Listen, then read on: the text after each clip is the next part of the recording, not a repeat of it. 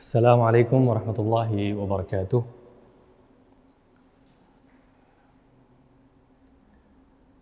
Bismillah, alhamdulillah, nahmaduhu wa nasta'inuhu wa nastaghfiruhu wa nastahdihi wa natubu ilayhi wa na'udzu billahi min shururi anfusina wa min sayyiati a'malina. Man yahdihillahu fala mudilla lahu wa man yudlil fala hadiya lahu. Asyhadu an la ilaha illallah wahdahu la syarika lahu wa asyhadu anna Muhammadan 'abduhu wa rasuluh. Amma ba'd. Ikhwah sekalian, alhamdulillah, puja dan puji syukur kehadirat Allah Subhanahu wa taala pada hari ini tanggal 14 Muharram 1442 Hijriah kita bisa bertemu lagi melanjutkan pelajaran sirah nabawiyah dari Nabi sallallahu alaihi wasallam yang mana pada pertemuan yang terdahulu kita telah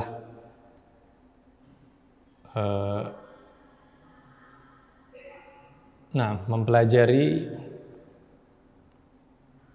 tentang bagaimana kehidupan Nabi sallallahu alaihi wasallam sebelum beliau diutus. Bagaimana kebaikan akhlak beliau di tengah-tengah kaum beliau. Bagaimana mata pencaharian beliau. Beliau menggembalakan kambing, kita telah bacakan, sebagaimana para nabi yang lain. Dan juga beliau berdagang. Bahkan beliau pernah ikut perjalanan dagang 2 kali ke Syam. Pertama bersama paman beliau Abu Thalib. Yang kedua menjalankan usaha dari Khadijah radhiyallahu anha, yang akhirnya setelah perjalanan tersebut tidak lama, beberapa bulan, beliau menikah dengan Khadijah radhiyallahu anha. Umur beliau pada saat itu berusia 25 tahun.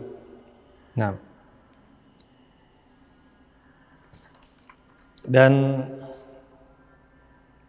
juga kita pelajari bagaimana Nabi SAW sebelum beliau diutus telah mendapatkan pengakuan dari kaum beliau, dari kaum Quraisy, sehingga mendapatkan julukan Al-Amin. Julukan Al-Amin, dikenal beliau sebagai Muhammad Al-Amin karena orang yang sangat amanah, sangat jujur dan dipercaya oleh kaumnya. Dan itu terbukti pada saat pembangunan kembali Ka'bah yang kita bahas pada pelajaran terdahulu. Bagaimana Nabi SAW bisa menyelesaikan pertikaian yang hampir saja terjadi oleh orang-orang Quraisy pada saat mereka berebut untuk meletakkan Hajar Aswad. Siapa yang berhak untuk meletakkan Hajar Aswad di Ka'bah? Juga kita sebutkan bagaimana Allah Subhanahu wa taala menjaga nabinya sebelum diutus. Bahkan kita bacakan riwayat bagaimana Nabi sallallahu alaihi wasallam pernah 2 kali ingin ikut melakukan apa yang dilakukan oleh pemuda Quraisy saat itu, pada saat ada pernikahan di kota Mekah. Beliau ingin juga mencoba merasa seperti pemuda-pemuda yang lain, pengen ikut. Namun ternyata 2 kali beliau mencoba, kedua kalinya berakhir dengan ketiduran.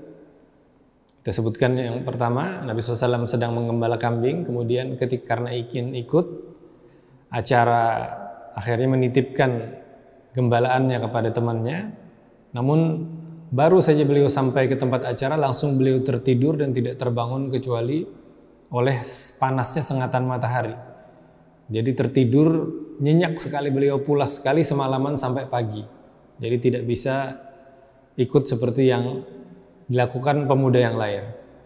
Kemudian hari berikutnya ketika ada lagi acara serupa, ingin lagi Nabi SAW menghadiri, namun ternyata terulang kembali kejadian. Maka setelah itu beliau pun tidak mau lagi mengikuti apa yang diperbuat oleh masyarakat jahiliyah. Bagaimana juga kita jelaskan Nabi SAW ya, dengan fitrah beliau menjaga ketauhidan dan sangat membenci kesyirikan. Beliau tidak pernah beribadah kepada berhala, tidak pernah menyembah, bahkan sekedar menyentuh saja beliau sangat membenci. Bahkan pada saat berhaji ketika orang-orang Quraisy saat itu lazimnya mereka bertalbiyah dengan talbiyah yang mengandung kesyirikan. Ya.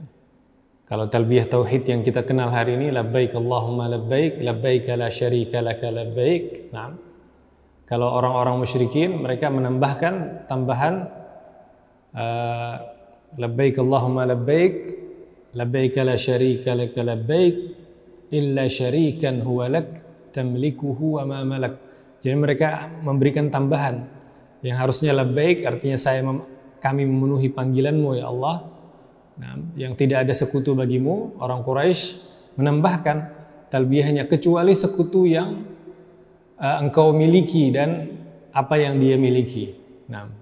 Namun Nabi SAW sangat membenci tambahan talbiyah yang mengandung kesyirikan ini dari orang-orang Quraisy. Meskipun saat itu beliau masih belum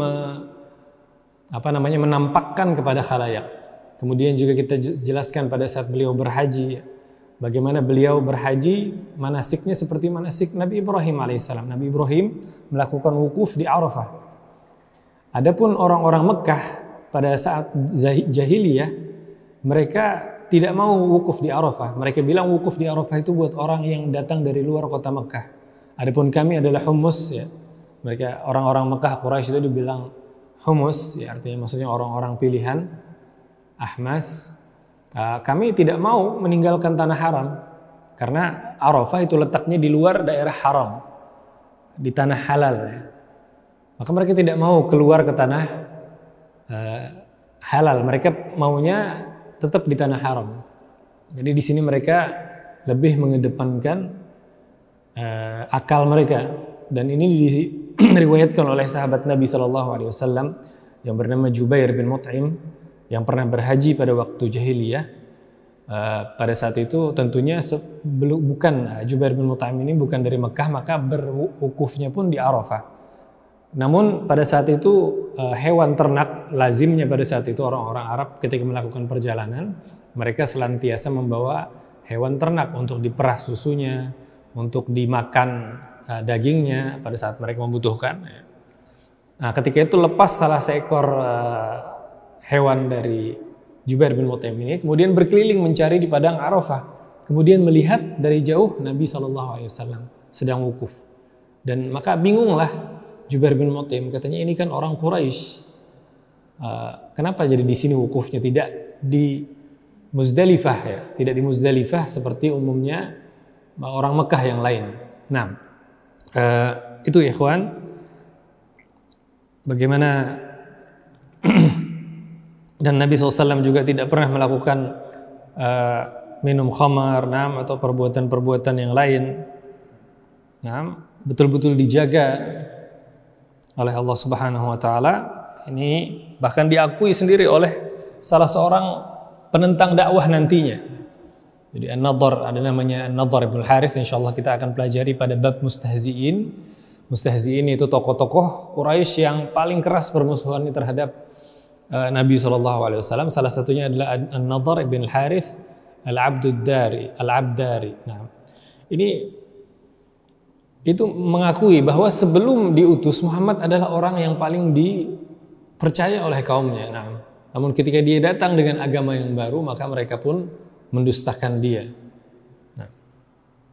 Jadi bukan sebagaimana yang dituduhkan ya, penyihir. Mereka walaupun mereka memberikan gelaran-gelaran yang buruk itu semata-mata hanya untuk menyakiti Nabi SAW. Adapun hakikatnya mereka paham betul bahwa apa yang disampaikan Nabi SAW itu bukanlah sihir, bukanlah syair, bukan juga kegilaan, sebagaimana yang mereka tuduhkan. Itu tadi kita antum bisa baca pada kitab pada halaman 36 ya, yang sudah kita pelajari sampai kepada 37. Kemudian pada halaman 37 bisa antum buka ya ikhwan.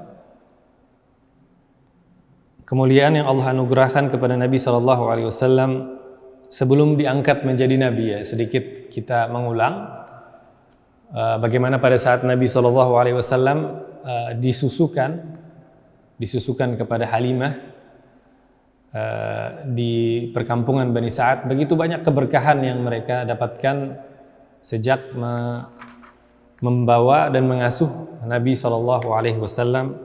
Kita sebutkan bagaimana kisah mereka yang asalnya kelaparan, untanya tidak mengeluarkan air susu, kambingnya tidak mengeluarkan air susu, bahkan Halimah pun tidak bisa menyusui anaknya sampai tidak bisa tidur karena kelaparan. Maka setelah membawa pulang Nabi SAW pun dilimpahi keberkahan yang banyak, bisa akhirnya tidur dalam keadaan kenyang.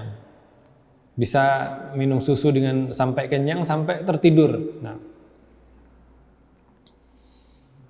Sehingga Halimah betah ya. Sehingga Halimah ketika waktunya Nabi SAW dipulangkan kepada orang tuanya, sebelum dipulangkan sudah bertekad untuk membujuk ibunya supaya supaya tetap Nabi Muhammad diasuh di bawah Halimah. Tidak hanya kepada Nabi saja keberkahannya, bahkan kepada unta mereka saja atau kambing mereka, kepunyaan Halimah, kemana saja pergi menggembala maka pulang dalam keadaan kenyang. Berbeda dengan kepunyaan tetangga-tetangga yang lain. Nah, kemudian bisa antum baca ya ikhwan pada halaman 38 di buku. Nah, bagaimana peristiwa-peristiwa yang terjadi, ya diantaranya pembelahan dada Nabi SAW, dan akhirnya karena pembelahan dada inilah akhirnya dikembalikan oleh Halimah kepada ibunya. Diceritakan kurang lebih 4 tahun Nabi SAW sejak bayi diasuh di perkampungan Bani Sa'ad. Nah, jadi hikmah daripada pembelahan dada Nabi SAW adalah mengeluarkan bagian dari syaitan dari Nabi SAW. Kemudian juga disebutkan adanya tanda-tanda ya. Nabi SAW pernah bersabda bahwa di Mekah dulu, kata beliau, sebelum aku diutus, ada batu yang kalau Nabi SAW lewat, dia mengucapkan salam kepada Nabi SAW. Ini bisa antum baca pada halaman 38 dan 39 ya.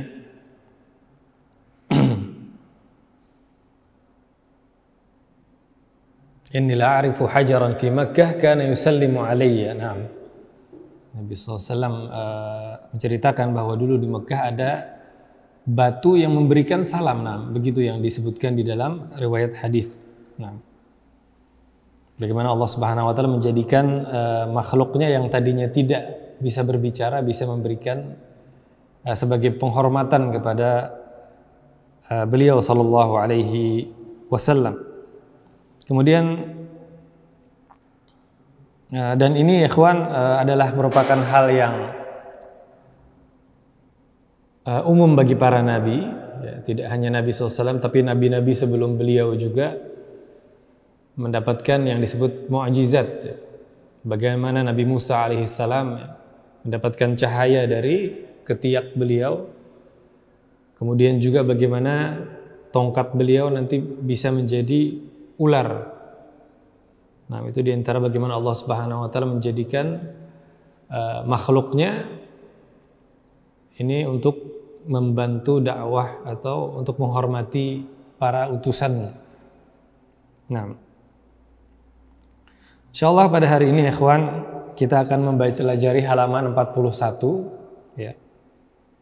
41 bisa antum buka, bi'tsah dan dakwah, berita gembira di dalam kitab-kitab terdahulu mengenai Rasulullah sallallahu alaihi wasallam.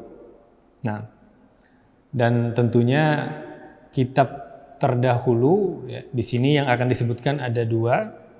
Yang pertama Taurat dan yang kedua adalah Injil.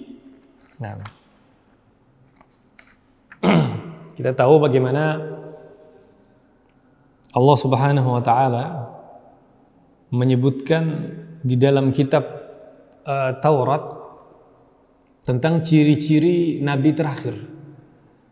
Dan kita pelajari pada pelajaran terdahulu bagaimana sejarahnya orang-orang Yahudi bisa tinggal di Madinah. Itu adalah karena mereka mengetahui nabi terakhir itu munculnya di tempat yang ciri-cirinya persis seperti Madinah. Jadi diceritakan 200 tahun sebelum Nabi SAW diutus, orang-orang Yahudi ini keluar dari Yaman, ya, menyusuri tempat demi tempat yang mana yang cocok dengan ciri-ciri yang ada di kitab mereka, dan mereka dapati tempat tersebut di Madinah. Maka mereka pun diam di sana, ya, untuk menunggu kelahiran Nabi yang terakhir. Jadi ya ikhwan, semua ciri-ciri Nabi SAW itu disebutkan pada kitab Taurat dan juga Injil. Bahkan disebutkan ya'rifunahu kama ya'rifuna abna'ahum. Jadi orang-orang Yahudi itu mengetahui Nabi SAW itu sebagai seorang nabi itu sebagaimana seorang ayah mengenal anak. Tentu saja seorang ayah, ya, yang dari lahir itu hafal mungkin anaknya itu mungkin ada tahi lalatnya di mana, ya, ada ciri-ciri fisiknya di mana, rambutnya bagaimana, ada bekas luka di mana, ya, mungkin dari ujung rambut sampai ujung kaki orang tua bisa hafal. Seperti itu orang Yahudi bisa mengetahui ciri dari Nabi SAW. Namun ternyata ada satu ciri yang tidak disebutkan di dalam kitab-kitab terdahulu. Dan ciri inilah yang menjadi ujian bagi orang-orang ahlul kitab. Apakah mereka akan mengikuti hawa nafsu mereka ataukah mereka mengikuti wahyu dari Allah? Apa ciri tersebut? Adalah bahwa Nabi terakhir ini akan muncul dari keturunan Ismail. Keturunan dari bangsa Arab, ya. Karena kita tahu bangsa Arab adalah keturunan dari Nabi Ismail bersaudara dengan Nabi Ishak. Nabi Ishak ini nanti yang menurunkan, mempunyai anak Nabi Ishak. Nah, atau mungkin Ustaz tuliskan sedikit untuk memperjelas. Ya. Nah.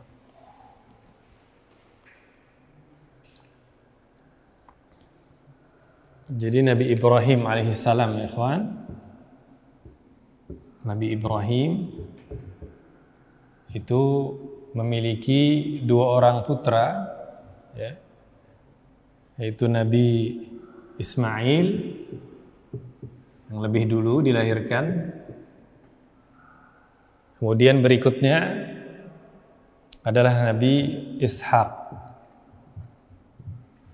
Nah, Nabi Ismail nanti meneruskan keturunan bangsa Arab.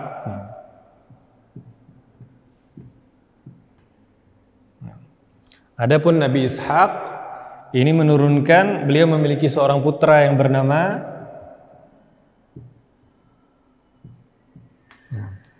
Nabi Ya'qub alaihissalam. Nabi Ya'qub inilah yang dalam bahasa Ibrani beliau memiliki nama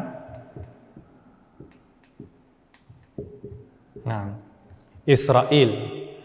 Ya, Ya'qub ini dalam bahasa Ibrani memiliki nama Israel. Israel ini kalau di dalam bahasa Arab artinya adalah Abdullah atau hamba Allah. Itu artinya.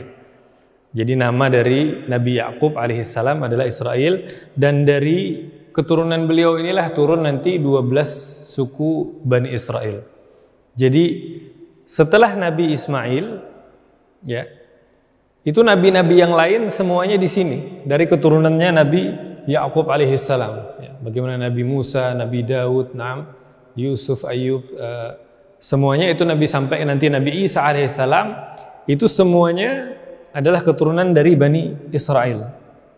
Nah, adapun dari keturunan Nabi Ismail alaihissalam, maka itu hanya satu orang Nabi saja, yaitu Nabi yang terakhir, Nabi Muhammad Sallallahu alaihi wasallam. Jadi hanya satu ciri saja yang tidak disebutkan ya dalam kitab-kitab terdahulu Taurat dan Injil. Semuanya menyebutkan ciri-ciri nabi terakhir, namun tidak disebutkan kalau nabi terakhir ini dari keturunan Ismail. Maka otomatis orang-orang Bani Israel itu menyangka nabi terakhir ini juga sama seperti nabi yang sebelumnya. Nah, dan ciri inilah yang menjadi ujian bagi orang-orang Ahlul Kitab. Dan kita lihat bagaimana nanti respon mereka. Nah, sekarang kita baca ya ikhwan, pada buku kita halaman 41. Nah, Allah Subhanahu wa taala menurunkan kitab Taurat kepada Nabi Musa alaihissalam, yang mana di situ tentunya ada syariat-syariat ya, berbeda. Syariat sebelum Islam itu ada perubahan, namun ketika Nabi Muhammad SAW diutus, maka syariat yang diturunkan kepada beliau lah yang menjadi sempurna, sudah disempurnakan. Nah, ada berita gembira.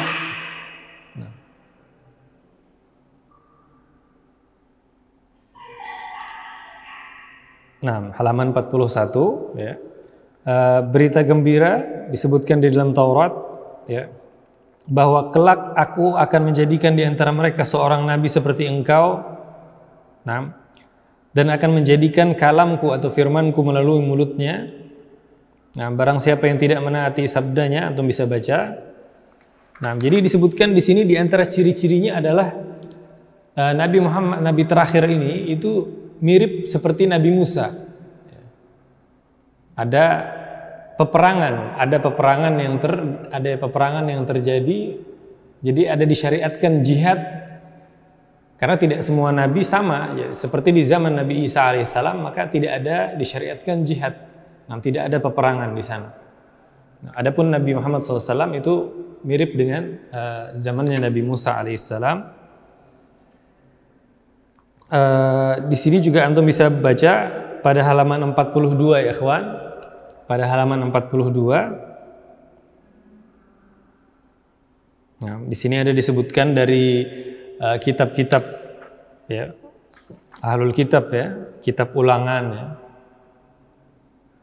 Karena ada perjanjian baru dan perjanjian lama ya dalam kitab Injil itu.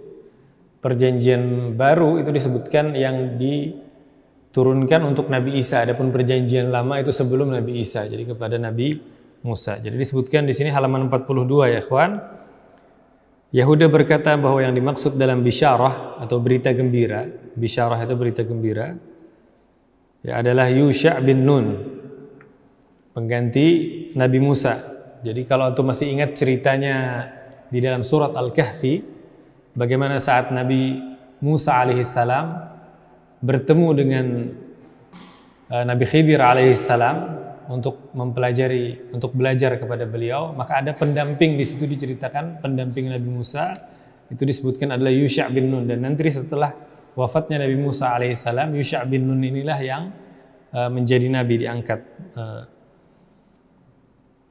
Maka di sini disebutkan mereka masih menunggu nabi lain sewaktu mereka berada di masa Al-Masih.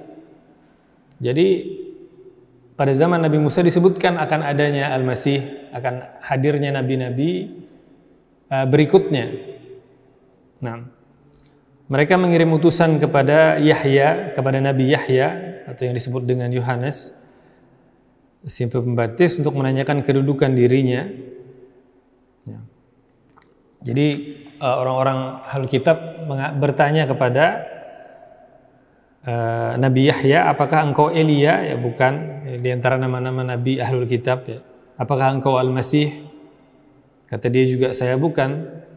Mereka bertanya, apakah engkau seorang nabi? Bukan. Nah, jadi di sini disebutkan bahwa kitab Taurat menyatakan berita gembira tentang Elia, Al-Masih, dan Nabi. Nah, jadi kitab Taurat memberitakan tentang nabi-nabi yang akan datang berikutnya sampai nabi terakhir. Nah, kemudian kitab Taurat juga menerangkan sifat Nabi SAW bahwa ia seperti Musa AS. Ini yang tadi kita sebutkan pada halaman 42 ya kawan. Dan juga telah ditulis pula pada akhir kitab ulangan bahwa tidak akan ada lagi seorang nabi yang seperti Nabi Musa di kalangan Bani Israel. Nah, jadi kita setelah Nabi Musa itu tidak ada lagi nabi yang seperti beliau. Telah disebutkan pula di dalamnya bahwa nabi yang berdusta atas nama Allah harus dibunuh. Nah, hal ini mirip dengan apa yang dikatakan Al-Quran melalui firman-Nya. Nah, walau taqawwala alaina ba'dal aqawil la akhadna minhu bil yamin thumma laqata'na minhu al watin. Nah, sungguhnya seandainya Nabi SAW dikatakan Allah Subhanahu wa taala membuat-buat perkataan-perkataan atas nama Allah, maka niscaya akan dipegang tangan kanannya. Kemudian akan dipotong urat dari tali jantung. Ini ancaman dari Allah Subhanahu wa taala. Namun mustahil para nabi dan utusan Allah akan berdusta. Namun ini Allah menegaskan bagaimana mereka betul-betul amanah menyampaikan wahyu dari Allah Subhanahu wa taala. Nah, kemudian pada halaman 43, insyaallah cepat saja kita mempelajari bab ini. Pada halaman 43 ya ikhwan, Nabi SAW tinggal bersama musuh-musuh besarnya. Nah, selama 23 tahun berdakwah kepada Allah Subhanahu wa taala. Namun Allah Subhanahu wa taala menjaga dan memelihara beliau. Yaitu dengan surat Al-Maidah ayat 67, wallahu ya'simuka minan nas. Diceritakan bahwa di awal-awal hijrah Nabi SAW, beliau pada saat pertama-tama datang ke Madinah, disebutkan bahwa sampai kita tahu bagaimana Nabi SAW keluar itu dalam keadaan akan dibunuh oleh orang-orang Quraisy. Kemudian dikejar-kejar juga dalam perjalanan beliau, ya. Banyak yang mengejar sampai ada yang begitu dekat pada saat beliau berada di gua, ya.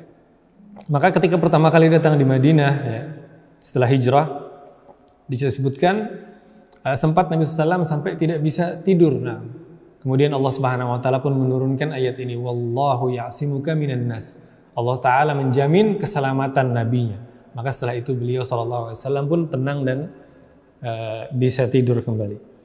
Nah, kemudian juga pada halaman yang sama, jadi bisyarah, ya. Bisyarah itu ya ikhwan artinya berita gembira, ya. Kalau tulisannya Ustaz bisa tuliskan bisyarah.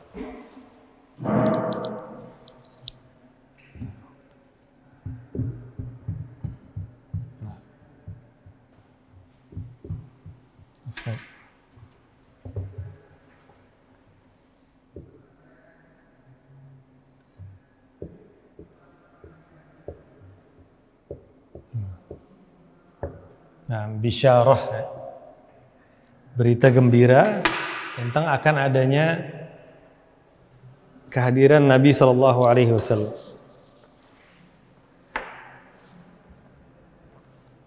Nah, itu yang disebut dengan bisyarah.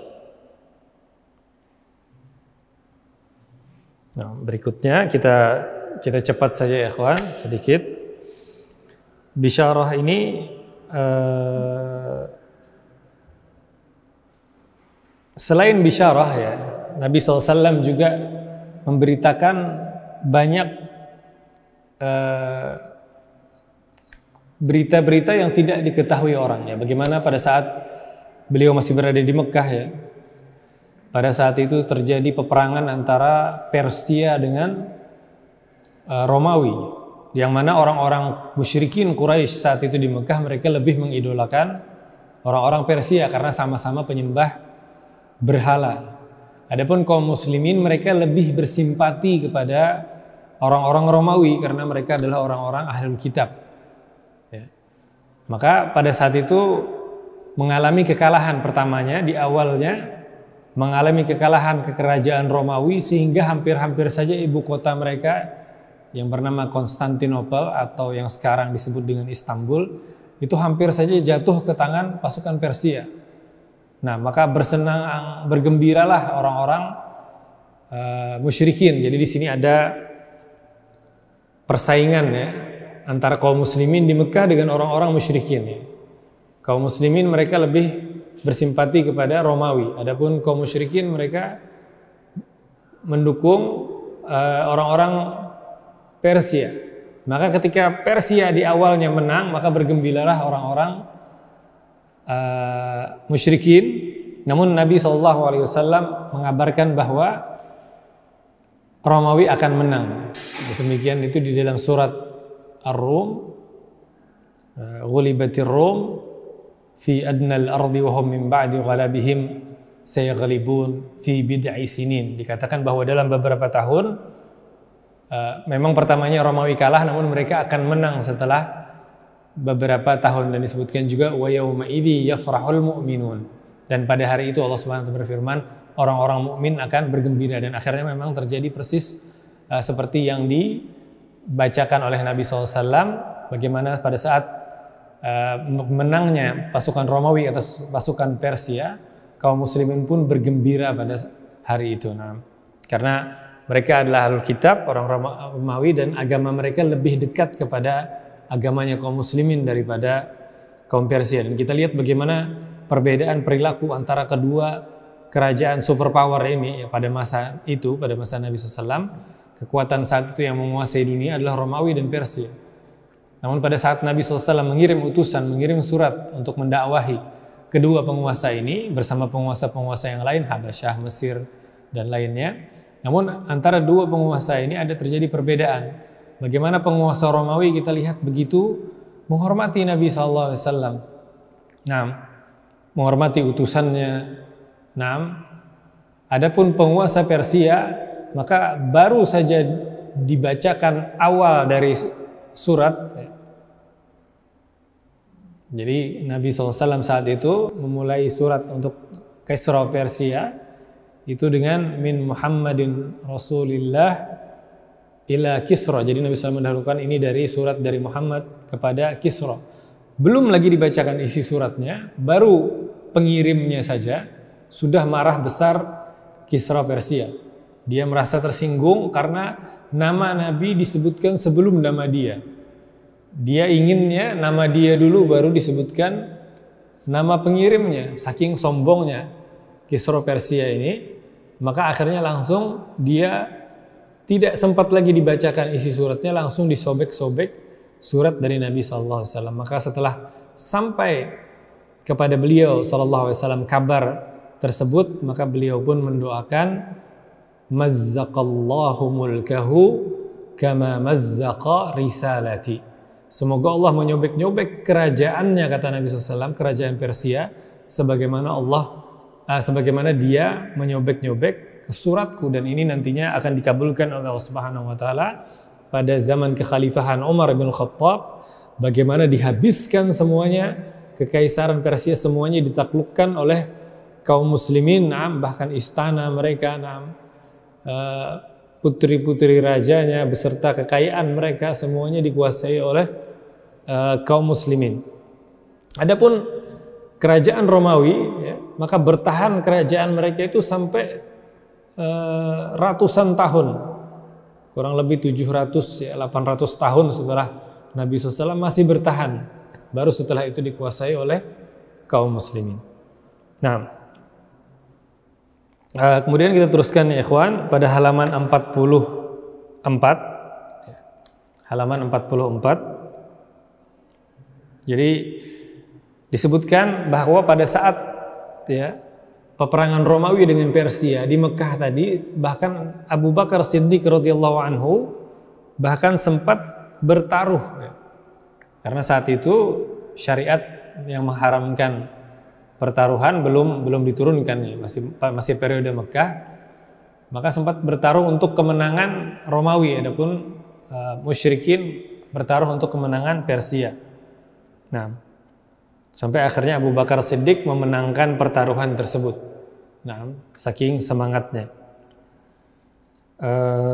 Kemudian disebutkan juga di sini perkataan dari Al-Qadhi Iyad yang mengatakan dalam kitab Asy-Syifa bahwa Atha bin Yasar ya, bertanya kepada sahabat Amr bin Al-As radhiyallahu anhu tentang sifatnya Rasulullah SAW. Maka Ammar pun menjawab, ya demi Allah sungguhnya Nabi SAW telah disebutkan sifat-sifatnya di dalam kitab Taurat sesuai dengan sebagian sifatnya yang disebutkan di dalam Al-Quran. Ya, tentunya Ammar bin As pada zaman jahiliyah beliau sering bepergian ya, ke Mesir, kemudian ke Habasyah, ya, termasuk nanti pada saat kaum muslimin hijrah ke Habasyah, itu yang diutus Quraisy, salah satunya yang diutus Quraisy untuk menjemput kembali kaum muslimin, memulangkan kaum muslimin ke Mekah, itu adalah Ammar. Karena Ammar sudah dikenal di negeri Habasyah di sana, karena sebelumnya beliau sering pergi ke sana dan merupakan orang yang pandai berdiplomasi. Ammar bin As, maka tentunya dari sini beliau mungkin memiliki pengetahuan tentang kitab-kitabnya Ahlul Kitab. Karena penduduk Habasyah kita tahu mereka adalah beragama Nasrani, demikian juga Mesir yang pada saat itu berada di bawah kekuasaan Romawi yang juga beragama Nasrani. Nah, dalam surat Al-Ahzab Allah Subhanahu wa taala berfirman, "Ya ayuhan nabiyyu inna arsalnaka syahidan wa mubasysyiran wa nadhira." Nah, Allah Subhanahu wa taala berfirman, wahai Nabi, sesungguhnya kami telah mengutus engkau ya, sebagai saksi, pembawa berita gembira dan juga pembawa peringatan. Nah, maka Al-Qadhi Iyad ya, meriwayatkan hal serupa dari sahabat Abdullah bin Salam. Nah, Abdullah bin Salam radhiyallahu anhu ya ikhwan, beliau adalah mungkin segelintir ya, sedikit dari kalangan Yahudi yang kita sebutkan tadi. Yahudi semua mereka mengetahui bahwa Nabi SAW adalah Nabi terakhir yang disebutkan di dalam kitab mereka, yang mereka tunggu-tunggu kedatangannya di Madinah. Namun ternyata ketika mereka dapati bukan dari mereka, dan memang tidak disebutkan bahwa Nabi terakhir ini akan keluar dari bangsa Arab, tidak disebutkan dalam kitab terdahulu. Ciri satu ini saja yang Allah jadikan ujian. Nah, maka orang Yahudi ternyata kebanyakannya gagal dalam ujian ini. Mereka lebih mengedepankan nafsu mereka. Bahkan diantaranya adalah salah seorang tokoh Yahudi yang nantinya putrinya akan dinikahi oleh Nabi SAW, Sofiyah bintu Huyai. Sofiyah bintu Huyai, ayahnya Sofiyah ini, Huyai. Ini diceritakan oleh Sofiyah setelah beliau masuk Islam dan dinikahi oleh Nabi SAW, menceritakan bahwa dulu ya, pernah mendengar suaminya Sofiyah dan ayahnya Huyai ini berbincang-bincang tentang Nabi SAW. Pertama beliau datang ke Madinah. Ya, mereka saling bertanya, "Ahuwa huwa," katanya. Benarkah Nabi ini Nabi yang dikatakan di dalam kitab kita? Maka dijawab, iya. Mengakui bahwa beliaulah SAW yang dimaksud di dalam kitab Taurat sebagai Nabi terakhir. Maka ditanya lagi, kalau begitu bagaimana? Bagaimana perasaan kamu?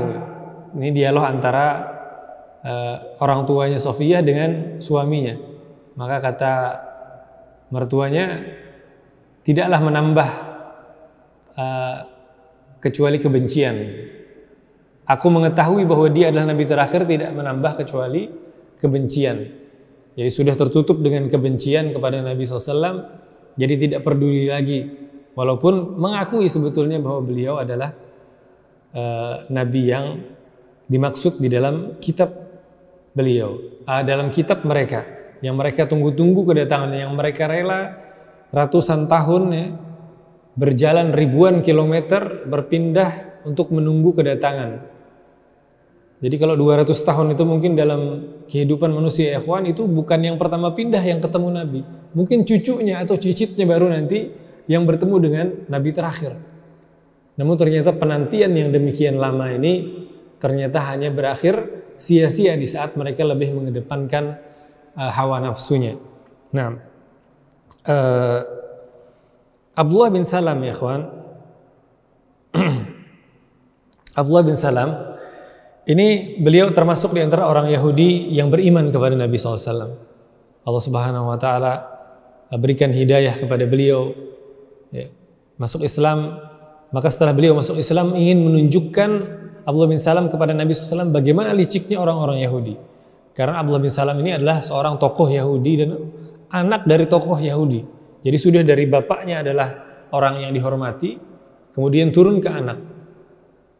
Maka Abdullah bin Salam pun meminta Nabi SAW untuk menanyakan kepada kaum Yahudi bagaimana Abdullah bin Salam. Dan mereka belum tahu kalau Abdullah bin Salam ini masuk Islam. Abdullah bin Salam ada di sana namun bersembunyi supaya tidak kelihatan. Maka ditanya oleh Nabi SAW kepada orang-orang Yahudi, bagaimana Abdullah bin Salam? Maka mereka pun memuji-muji Abdullah bin Salam, orang yang terbaik, anak dari orang yang terbaik. Maka pada saat itulah Abdullah bin Salam pun keluar dari persembunyiannya dan mengatakan asyhadu an la ilaha illallah, mengatakan bahwa beliau telah beriman kepada Nabi SAW. Maka spontan orang-orang Yahudi saat itu juga langsung mencaci maki. Mereka yang tadinya memuji-muji Abdullah bin Salam, setelah mendengar beliau masuk Islam, maka langsung beralih perkataannya memburuk-burukan. Dan ini yang ingin ditampakkan, ditunjukkan oleh Abdullah bin Salam kepada Nabi SAW bagaimana liciknya orang-orang Yahudi yang dalam hitungan menit ya, mungkin bisa berubah langsung 180 derajat. Ya, dan yang demikian itu nampak sekali bagaimana mereka sangat mengedepankan nafsu mereka.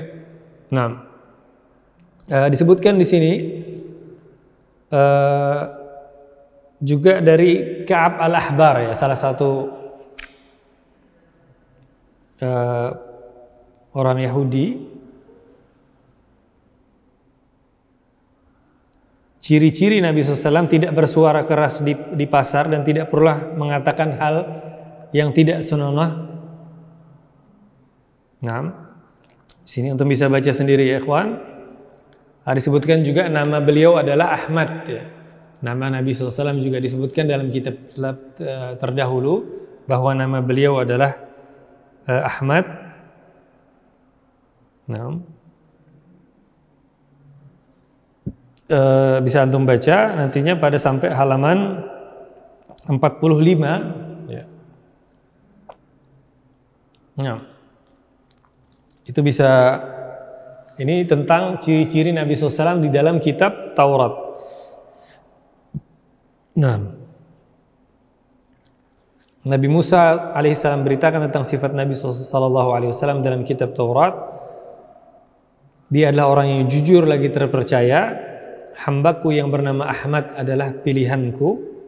Tempat kelahirannya di Mekah dan tempat hijrahnya adalah Madinah. Jadi rinci sekali disebutkan namanya. Bahkan di dalam bahasa Ibrani ya, yang berbahasa Ibrani di dalam kitab mereka bahkan tersebut nama Nabi SAW ya, namun dengan lafadz berbahasa Ibrani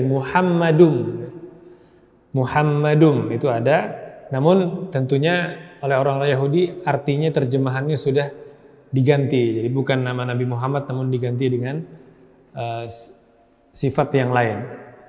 Itu tadi ya ikhwan tentang Taurat. Dan sekarang di dalam Injil, kabar gembira mengenai kedatangan Nabi SAW di dalam Injil. Nabi Isa alaihissalam memberitakan berita gembira kepada kaumnya di dalam kitab Injil tentang Farqalid ya. Farqalid atau artinya sama dengan Muhammad atau Ahmad, sama dengan artinya sama dengan Muhammad atau Ahmad, yang terpuji atau yang dipuji. Nah, tentunya ikhwan sebagai bahwa bahasanya berbeda ya. Kitab Taurat itu diturunkan kepada Bani Israel berbahasa Ibrani. Kemudian kitab Injil juga diturunkan kepada Nabi Isa alaihissalam juga berbahasa daerah setempat ya, disebutkan berbahasa Aramaik kalau tidak salah, bahasa yang sudah punah pada hari ini. Dan kitab Al-Quran saja yang diturunkan berbahasa Arab bagi seluruh manusia sampai hari kiamat. Nah, namun terkadang kata-katanya berbeda namun artinya sama. Nah, disebutkan di dalam surat As-Saff ya. Disebutkan di dalam surat As-Saff ayat ke-6, Allah Subhanahu wa taala berkata, "Wa idz qala Isa ibn Maryam ya bani Israil." Dan ketika Nabi Isa bin Maryam berkata, "Wahai Bani Israel, inni Rasulullah ilaikum." Sungguhnya aku adalah utusan Allah kepada kalian, musaddiqan lima baina yadayya minat Taurat, dan aku membenarkan apa yang ada sebelum di hadapanku, di depanku dari Taurat. Wa mubasysyiran bi rasulin ya'ti, nah musaddiqan, nah membenarkan yang terdahulu dan memberikan gembira akan yang datang. Nah, wa mubasysyiran bi rasulin ya'ti min ba'di, dan memberikan berita gembira dengan datangnya Rasul sesudahku, ismuhu Ahmad. Nah, ini nama Nabi SAW, di antara nama Nabi SAW, Ahmad dan Muhammad. Falamma ja'ahum bil bayyinati qalu hadza sihrun mubin. Dan ketika Nabi SAW datang kepada mereka, ya, orang-orang ahlul kitab, karena khitab di awal ini tadi untuk Bani Israel. Ketika Nabi datang kepada mereka dengan bukti-bukti yang mereka ketahui, mereka berkata ini adalah sihir yang jelas. Nah, jadi sama akhirnya seperti orang-orang musyrikin. Orang-orang Yahudi akhirnya sama seperti orang-orang musyrikin. Nah, padahal orang musyrik tidak mengenal kitab, mereka tidak mengetahui akan datangnya Nabi terakhir. Nah, namun ternyata pada saat menolak, ya, sama-sama terhalang dari hidayah. Nah, Nabi Isa alaihissalam disebutkan di sini pada halaman 45, ya ikhwan, menceritakan tentang ciri-ciri Farqalit ini dengan sifat-sifat yang hanya cocok bagi Nabi kita. Nah, bisa diteruskan pada halaman 46. Sifat ini yang disebutkan di dalam Al-Quranul Karim dalam surat An-Najm,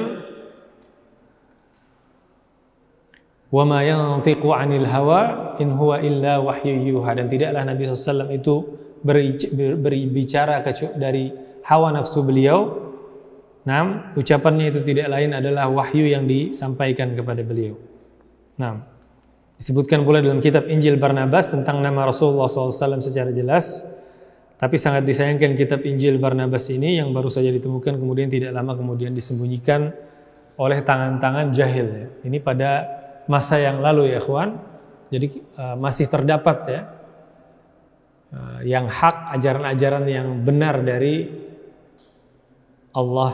Namun pada masa kita sekarang, dan sudah sejak ratusan atau bahkan ribuan tahun yang lalu, telah banyak perubahan yang dilakukan sehingga hampir tidak tersisa lagi.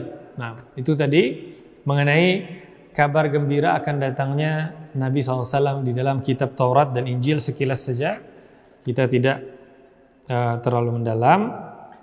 Kemudian halaman 46, gerakan pemikiran sebelum bi'tsah. Bi'tsah sebelum diutusnya Nabi SAW. Jadi apa agama yang ada pada saat itu? Nah, disebutkan di sini bahwa yang mendorong masuk Islamnya orang-orang Ansar, penduduk asli Madinah, ya, suku Aus dan Khazraj. Kita tahu disebutkan tadi bahwa yang pertama datang ke Madinah adalah orang-orang Yahudi. Kemudian tidak lama datang bangsa Arab yang asalnya dari Yaman, yaitu suku Aus dan Khazraj, dua suku yang bersaudara. Akhirnya mereka tinggal bersama-sama orang Yahudi di Madinah.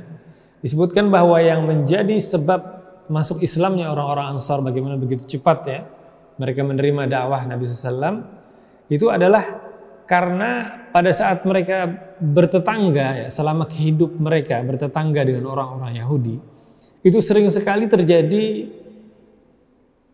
kadang terjadi perselisihan, bahkan peperangan. Dan biasanya, kata mereka, orang Yahudi itu kalau lagi dalam posisi terdesak, posisi kalah, mereka selalu mengeluarkan kata-kata ancaman. Ya, biasa kalau orang berperang, ya, kalau yang kalah itu biasanya suka ngancam-ngancam karena tidak bisa melawan, kalah posisinya. Maka orang Yahudi pada saat itu, kalau mereka dalam posisi kalah dari orang Aus maupun Khazraj, mereka mengancam akan datangnya Nabi terakhir. Mereka bilang sebentar lagi akan datang Nabi terakhir, dan kami akan memerangi kalian sebagaimana kaum Iram dan Ad diperangi. Jadi di antara kaum-kaum terdahulu, ya, kaum Ad adalah kaumnya Nabi Hud alaihissalam, yang Allah Subhanahu wa taala musnahkan mereka dengan azab sehingga tidak tersisa. Jadi orang Yahudi mengancam bahwa kami bersama Nabi terakhir ini akan memerangi kalian sehingga tidak tersisa. Mereka sering sekali, setiap kali mereka mengucapkan hal ini, dan karena itulah tujuan datang mereka sebenarnya pertama kali ke Madinah, sehingga sudah sampai masuk ke alam bawah sadarnya orang-orang Ansar. Karena terlalu sering mendengar hal tersebut dari orang-orang Yahudi, maka ketika mereka pada saat itu berhaji, ketika Nabi SAW berdakwah, mendakwahi para orang-orang yang dari keluar kota Mekah semuanya, tentunya dari seluruh penjuru jazirah, setiap tahunnya datang berhaji, maka kesempatan ini dimanfaatkan oleh Nabi SAW. Beliau pun menyampaikan ajaran Islam ini kepada siapa saja yang beliau temui. Salah di antaranya adalah orang-orang dari Madinah. Maka begitu mendengar perkataan Nabi SAW, langsung ingat orang-orang Madinah bahwa inilah yang selama ini orang-orang Yahudi ancam kepada kita. Ayo buruan kita cepat-cepat beriman kepada dia sebelum didahului oleh orang-orang Yahudi. Ya, jadi asalnya 6 orang yang didakwahi Nabi SAW, kemudian tahun berikutnya mereka menjadi 12 orang, kemudian berikutnya lagi menjadi 73 orang dalam waktu yang singkat. Begitu banyak orang-orang Madinah, bahkan nanti kesanalah akhirnya Nabi SAW berhijrah dan beliau mendapat kekuatan. Nah, kaum muslimin, kemenangan berawal dari hijrah tersebutlah. Nah, jadi kembali ya ikhwan ke buku kita halaman 46, ya disebutkan di situ, bisa antum baca. Karena orang-orang Aus dan Khazraj mereka adalah penyembah berhala, ya orang-orang musyrikin. Adapun orang Yahudi mereka adalah ahlul kitab. Kami ini disebutkan oleh Asim bin Amr bin Qatadah, ya. Katanya kami orang-orang Ansar, orang-orang Aus dan Khazraj tidak memiliki pengetahuan. Orang Yahudilah yang memiliki pengetahuan tentang adanya Nabi terakhir. Nah, disebutkan tadi sampai halaman 46 bagaimana pada saat didakwahi mereka lah akhirnya yang beriman. Justru orang Aus dan Khazraj yang ketiban untung istilahnya, yang Allah berikan hidayah kepada mereka. Sementara yang pertama kali tahu, yang justru taunya itu karena mereka malah tidak mau beriman. Nah, orang Yahudi berani mengatakan kepada orang musyrik Arab. Nah, halaman 47 bisa antum baca ya ikhwan. Halaman 47 bisa antum baca. Ya, kami akan memerangi kalian sebagai memerangi kaum 'Ad dan Iram. Jadi kaum-kaum yang terdahulu yang dibinasakan oleh Allah Subhanahu wa taala dengan azab karena kufur mereka terhadap nabi mereka. Maka disebutkan, kenapa orang Yahudi berkata begitu? Karena disebutkan dalam kitab mereka bahwa nabi terakhir ini memiliki kekuatan, ya seperti Nabi Musa alaihissalam. Sebagaimana Nabi Musa alaihissalam yang Allah Ta'ala bantu beliau sehingga Fir'aun beserta bala tentaranya ditenggelamkan di Laut Merah.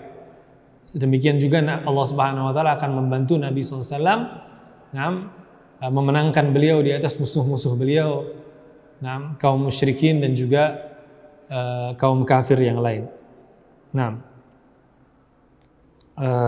Namun mereka tidak menyangka bahwa kedengkian, namun ternyata disebutkan tadi bahwa bagaimana orang-orang Yahudi terhalang karena itu tadi, mereka tidak terima kalau nabi terakhir ini keluar dari mereka. Maka disebutkan juga Kaisar Romawi ketika bertanya dengan Abu Sufyan tentang nabi terakhir, Kaisarnya mengatakan, saya tahu akan dekatnya keluar nabi terakhir, namun saya tidak menyangka mereka akan keluar dari kalian. Karena Kaisar Romawi juga mengira bahwa nabi yang terakhir ini akan keluar dari Bani Israel.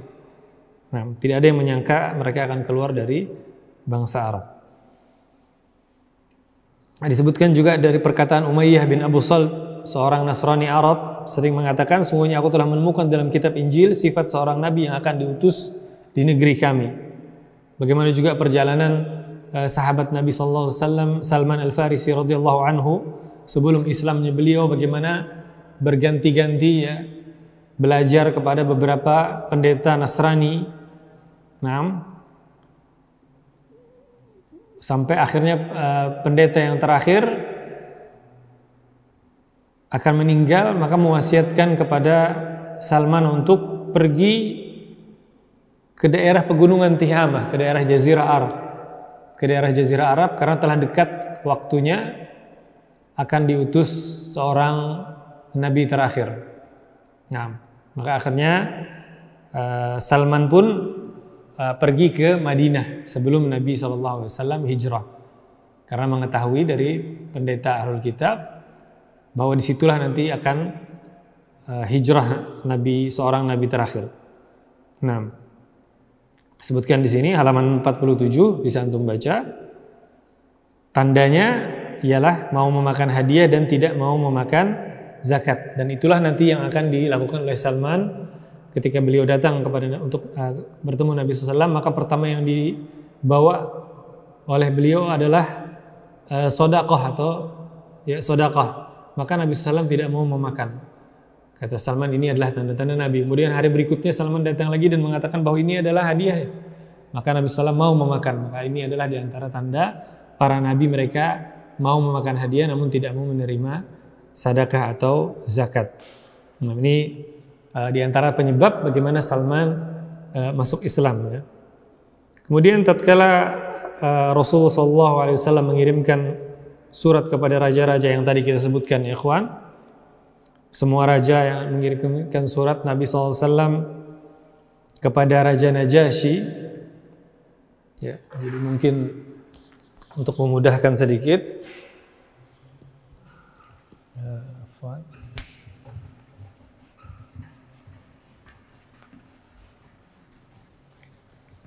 nah.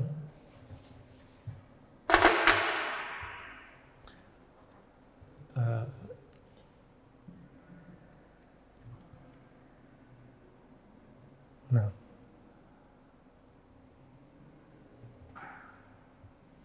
Nah. Jadi Nabi SAW ini kurang lebih di sini Jazirah Arab, ya ikhwan. Ya, di sini Jazirah Arab, kemudian di seberang Laut Merah, ini Laut Merah namanya. Di sini ada yang disebut dengan Al-Habasyah. Ya. Habasyah atau pada hari ini bernama Ethiopia. Kemudian di atasnya adalah Mesir. Ya, jadi ini kemudian di sini adalah penguasa Rom atau Romawi, Kaisar. Kemudian di sini adalah Persia atau Furs. Nah, inilah penguasa-penguasa yang dikirimi surat oleh Nabi SAW. Di sini beragama Nasrani, ya, Habasyah, kemudian Mesir juga, Rom, ini tiga ini beragama Nasrani dan ini beragama Majusi.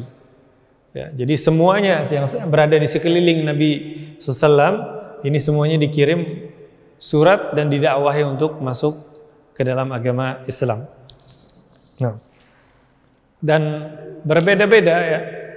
Dan terutama yang berasal dari agama Nasrani itu lebih baik penerimaannya akan utusan Nabi SAW. Bagaimana Kaisar Romawi kita sebutkan tadi, ya. Kemudian bagaimana Najasyi, ya, yang nantinya malah menerima dan menampung kaum muslimin yang tersiksa di Mekah.